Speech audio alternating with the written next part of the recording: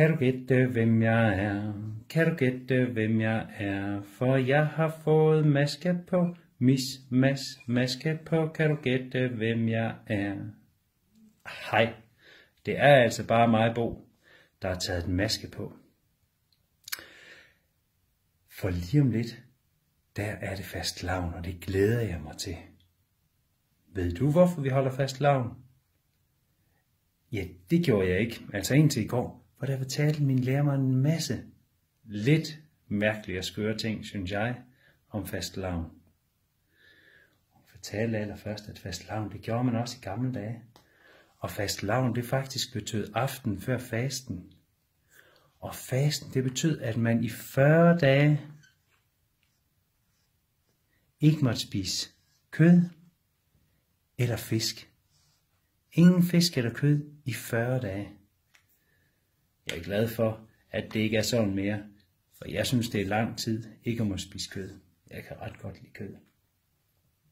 Det tror jeg også, de synes i gamle dage, fordi aftenen før fasten, der spiste de en masse kød og en masse fisk, og festede og klædte sig ud og dansede og drak og havde lavet en masse sjov også.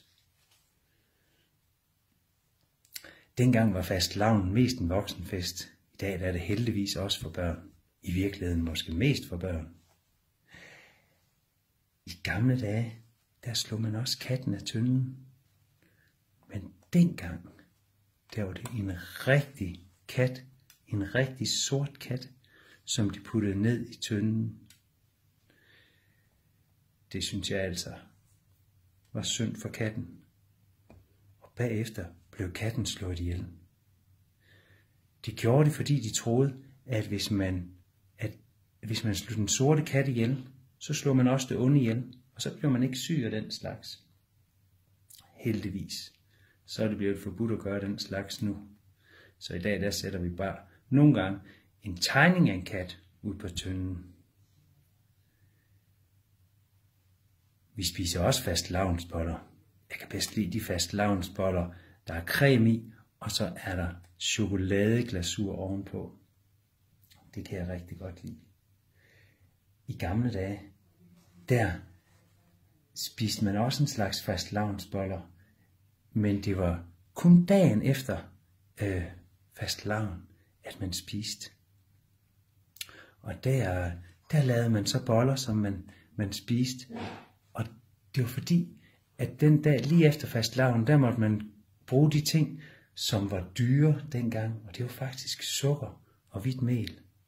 Så man kaldte det faktisk hvide tirsdag. Sådan gør vi ikke mere. Nu må man heldigvis spise, fastelavnsboller tit. Men i mange lande, der har de stadigvæk noget, der hedder Pancake Tuesday. Og Pancake Tuesday, det betyder pandekage tirsdag på engelsk. Jeg tror, jeg vil spørge min mor, om ikke også vi skal have pandekage tirsdag hjemme hos os. For jeg kan godt lide pandekager. Til fastelavn, der skal jeg klædes ud som superhelt. Hvad skal du være?